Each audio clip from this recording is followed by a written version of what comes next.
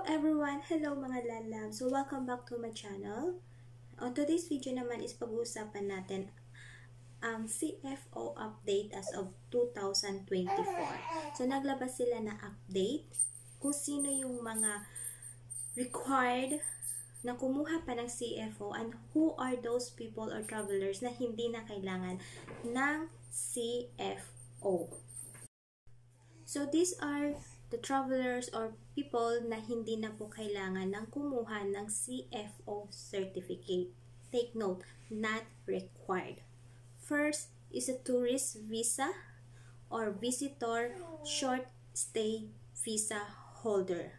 Kung ikaw ay magtuturist lamang o mag-visit ng ilang araw, ilang buwan na in-applyan mo, you are not required to get CFO certificate.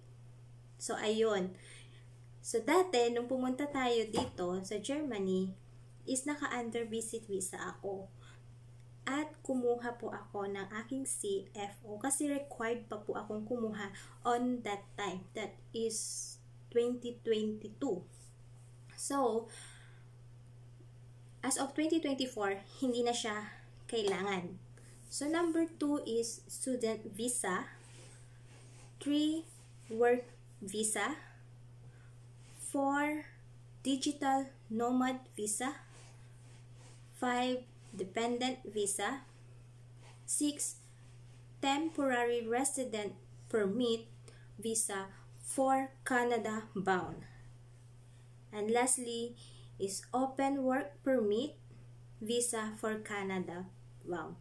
So, yung mga nabanggit ko, nalagay ko na lang dito, yun yung mga hindi na kailangan kumuha ng CFO certificate as of 2024. So, who are those people or travelers na kailangan pa ng CFO certificate? So, first is those people or travelers who have permanent residence, immigrant, long-term visa. So, kung ikaw may hawak na resident permit na or long-term na yung visa mo, kailangan mo mag-apply ng CFO. Number 2, spouse, fiancé, or partner visa with direct pathway to permanent residence. Kung yung number 1 is meron ka ng hawak na resident permit, dito naman sa number 2 is kung ikaw ay mag-a-apply pa lamang doon sa country kung saan ka pupunta. So, kung ang visa mo pala ay spouse visa, fiancé visa, or partner visa, at mag-a-apply ka ng resident permit doon sa country na pupuntahan mo, is kailangan mo pong kumuha ng CFO certificate. So, number 3 is those people or traveler who have au pair visa for Europe. Number 4, J1 visa bound for US. So, yun po yung apat na required or ito yung apat na mga travelers or people na required na kumuha ng CFO. So, ilalagay ko na lang po siya dito para hindi po kayo magulahan. So, ayun.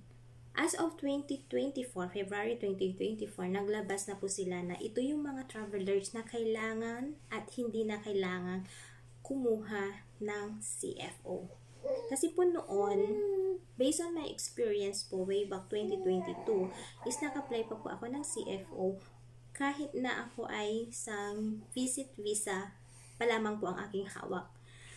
And on 2023 naman po, I am holding a spouse visa going back to Germany kasi kasal na po ako noon at required pa rin po ako on that time.